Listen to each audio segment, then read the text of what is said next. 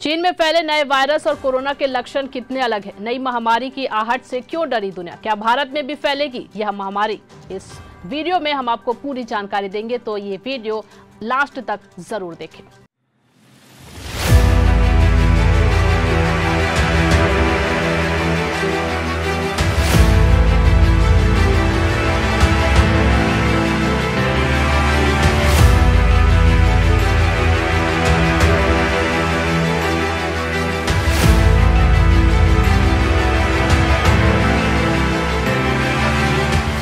नमस्कार, आप देख रहे हैं न्यूज़ प्लस 21। मैं हूं आपके साथ ललिता चक्रधारी।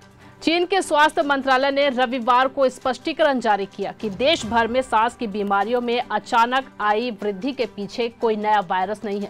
विश्व स्वास्थ्य संगठन द्वारा चीन में बच्चों में निमोनिया के बढ़ते संक्रमण की रिपोर्ट पर चिंता जताए जाने के बाद बीजिंग की ओर से यह बयान आया है। अब यह सवाल उठता है कि यदि कोई नया वायरस नहीं है तो उत्तरी चीन में सांस से संबंधित बीमारियों में अचानक आई वृद्धि का कारण क्या है? चीन के राष्ट्रीय स्वास्थ्य आयोग के प्रवक्ता ने रविवार को कहा कि फ्लू और अन्य ज्ञात रोगजनकों के कारण देश में सांस संबंधी बीमारियों में तेजी आई है।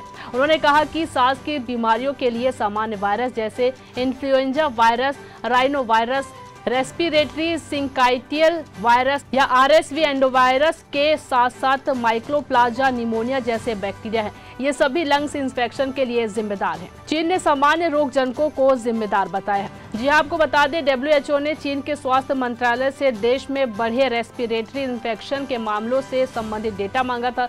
चीन ने डेटा देते हुए कहा कि इसके पीछे किसी भी असामान्य या नए रोगजनक का पता नहीं चला है। चीन के अस्पतालों में अक्टूबर के बाद से बैक्टीरिया इन्फेक्शन, आरएसवी, इन्फ्लुएंजा और सामान्य सर्दी जुकाम की बीमारियों के कारण बच्चों के एडमिशन में बढ़ोतरी देखी गई है। वहीं विश्व स्वास्थ्य संगठन ने चीन से इस संबंध में और अधिक जानकारी देने का अनुरोध किया है। चीन फ्लू, आरएसवी और SARS-CoV-2 जैसे वायरस के रुझानों पर बारीकी से नजर बनाए हुए।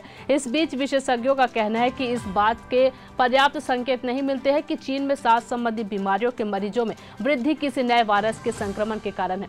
चीन ने सर्दियों के आगमन के साथ सांस की बीमारियों में बढ़ोतरी के पिछले साल दिसंबर में हटाए गए सख्त कोरोना प्रतिबंधों से भी जोड़ा है। अब जानते हैं कि चीन में फैले संक्रमण पर विशेषज्ञों की क्या राय है। कई विशेषज्ञों ने कहा है कि सर्दियों का आगमन, कोविड प्रतिबंधों की समाप्ति और बच्चों में इम्यूनिटी की कमी बढ़ते संक्रमण के लिए जिम्मेदार हो सकती है। ऐसी आशंका थी कि लंबे समय तक कोविड लॉकडाउन के कारण चीन के निवासियों में वायरस के खिलाफ नेचुरल इम्यूनिटी विकसित नहीं हुई होगी।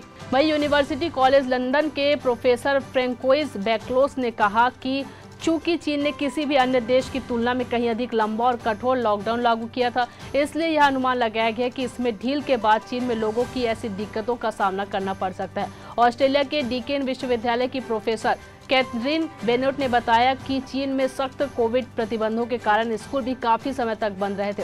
ऐसे में छोटे बच्चे सामान्य रोगजनकों के संपर्क में नहीं आए होंगे, इसलिए उनमें नेचुरल इम्यूनिटी का स्तर कम होगा।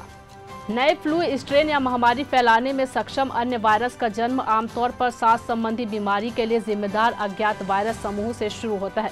SARS और कोविड-19 दोनों को सबसे पहले असामान्य प्रकार के निमोनिया के रूप में रिपोर्ट किया गया था। WHO ने कहा है कि बच्चों में सांस की बीमारी के इन रिपोर्ट किए गए मामलों के जोखिम का सही आकलन करने के लिए फिलहाल बहुत कम जानकारी उपलब्ध है। वहीं आपको बता दें कि WHO ने दोनों पर कोविड-19 महामारी को लेकर अपनी प्रारंभिक रिपोर्ट में पारदर्शिता की कमी बरतने का आरोप लगाया है, जो दिसंबर 2019 में चीन के वुहान शहर से शुरू हुई थी।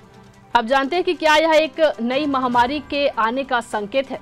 चीन में जैसे ही सांस की बीमारियों के बढ़ते संक्रमण से जुड़ी न्यूज रिपोर्ट सामने आई है, कोरोना काल की यादें ताजा हो गई। ब्रिटेन के ईस्ट इंग्लिया विश्वविद्यालय के प्रोफेसर पॉल हंटर ने कहा कि यह मुझे किसी नए वायरस के कारण फैली महामारी की तरह नहीं लगता है। अगर ऐसा होता है तो मैं वयस्कों में कई और संक्रमण देखने की उम्मीद करता हूँ। वयस्कों में रिपोर्ट किए गए कुछ संक्रमण इस बात की ओर संकेत करते हैं कि वह पहले इस संक्रमण की चपेट में आए थे और इस कारण उनके अंदर नेचुरल इम्यूनिटी मौजूद है।